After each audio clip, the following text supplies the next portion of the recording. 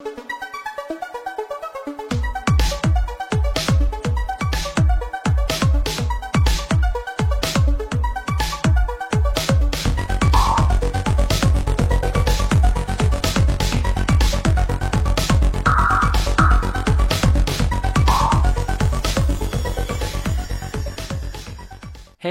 hello everyone and welcome in a new video and a new playlist. This is a Kubernetes playlist and I hope I will make many videos about it.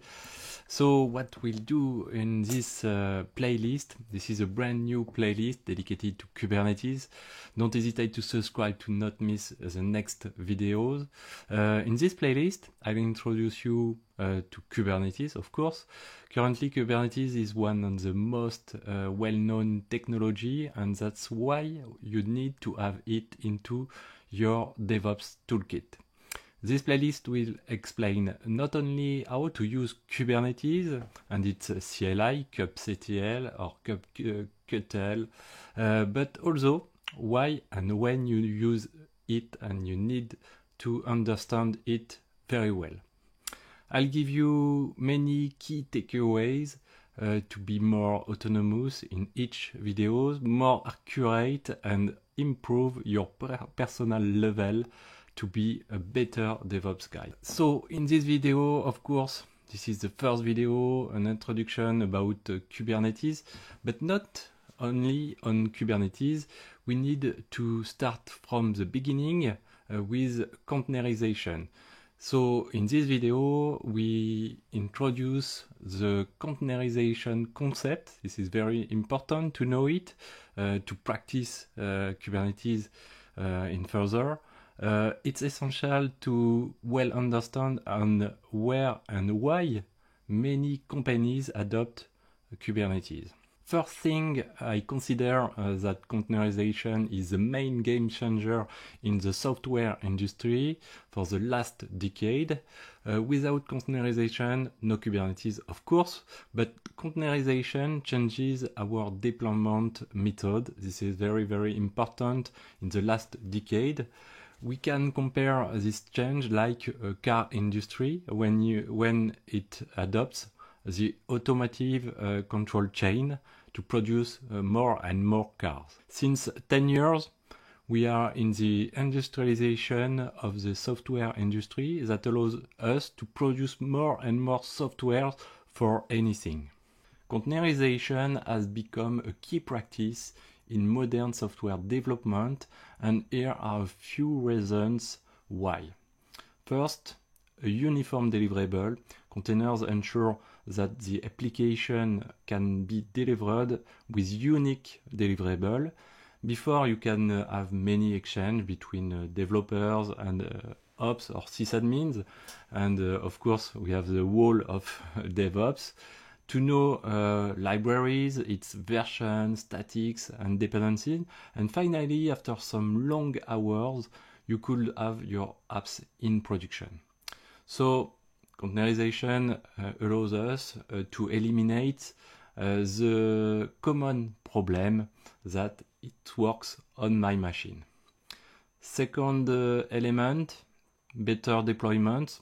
Of course, containers allows us to quickly iterate and deploy new versions across a large number of environments with minimal issues. And easy to version. Each container image can be versioned with the same tool, which simplifies the process of tracking changes, rolling back to previous version, and managing updates. And open source improvement, of course. All tools in our industry and all backend tools or all system tools are the first to benefit from this agility. And finally, support modern practices. I think if we haven't solved delivery issues, we never have implemented microservices, architecture, and cloud-based environments. It helps us to create flexible, scalable, and efficient system. In this slide, we can see how applications are deployed. differently in a virtual server environment versus using containers like Docker, for example. This is a well-known schema. On the left, we have a virtual server. On the right, containers like Docker. On the left, applications are deployed on a virtual server or VM, virtual machine. This setup involves a physical server running on an hypervisor system, which is responsible for creating and managing virtual machine.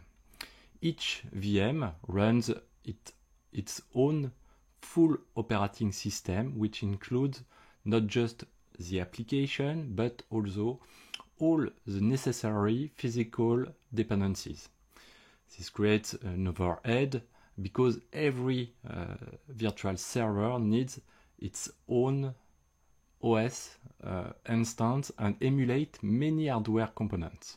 On the right, we have the container.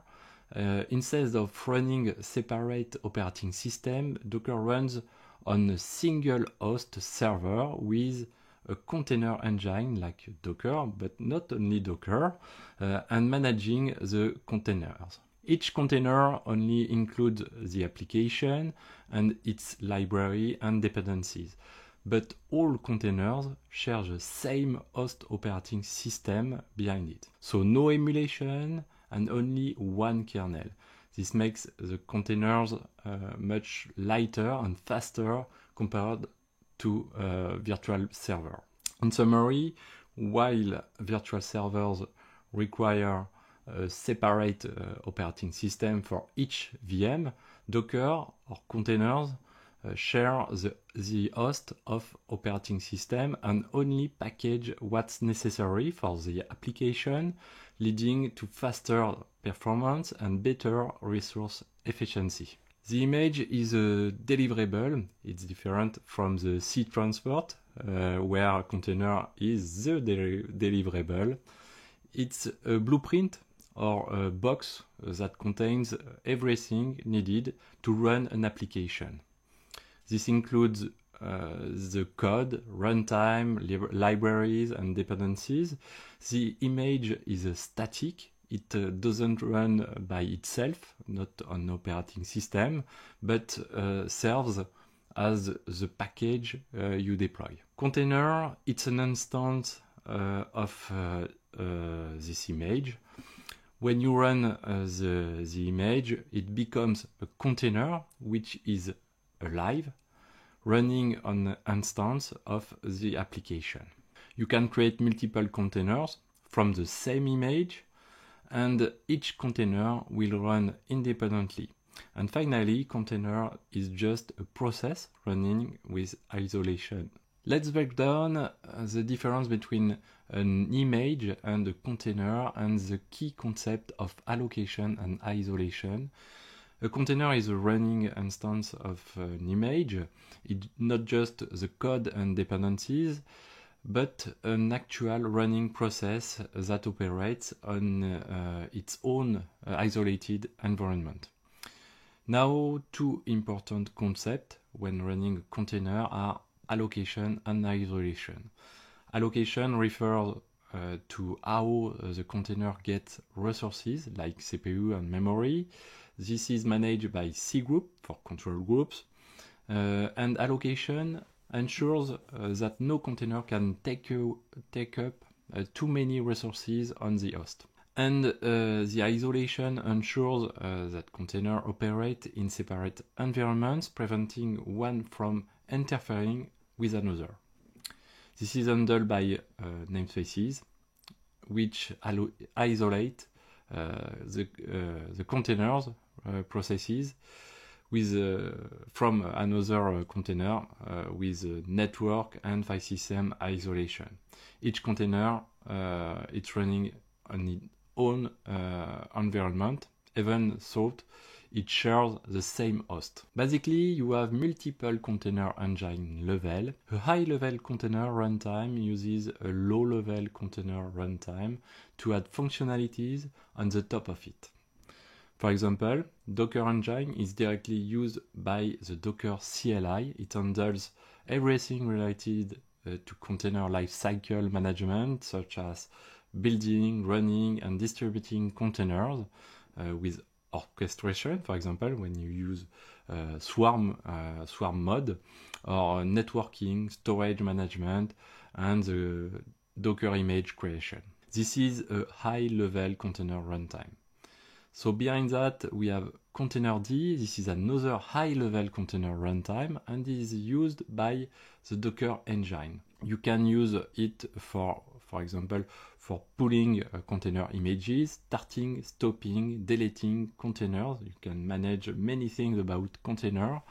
And Containerd was originally part of Docker, but was later separated to be used as a standalone component for running containers.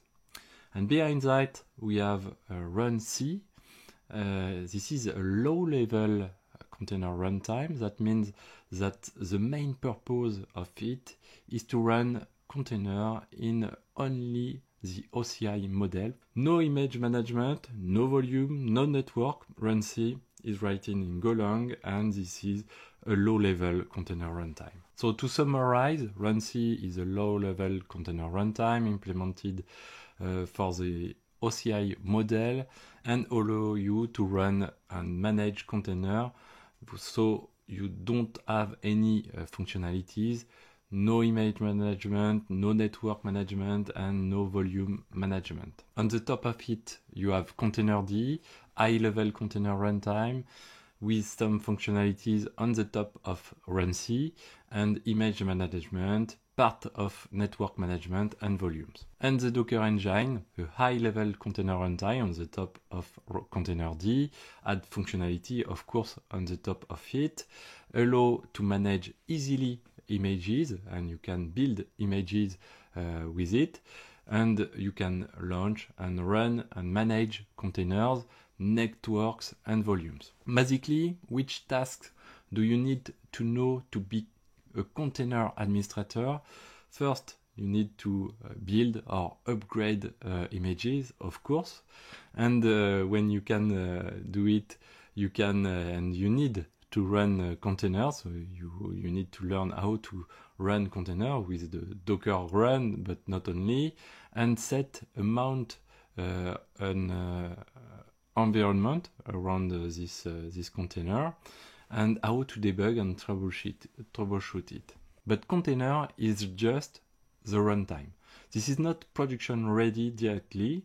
To be production ready, you need to solve some problems. If you have many servers, for example, you want to move easily from one server to another server your application, and you need a cluster for it. Of course, you don't want to push your app or process manually, and you want to be more descriptive to do it. That means that you want to have an operator to do it, which works for you. Maybe you want to have some scaling, of course, to adapt a replica number to fit with your workload. And finally, as a system administrator, you are a lazy man and you don't want to restart apps. So you need to have an auto-healing system. Which tool can do that? This is, of course, Kubernetes. This is the purpose of our playlist, and I hope you can follow all this video. You can subscribe to my channel to not miss this video, and see you in the next one. Bye.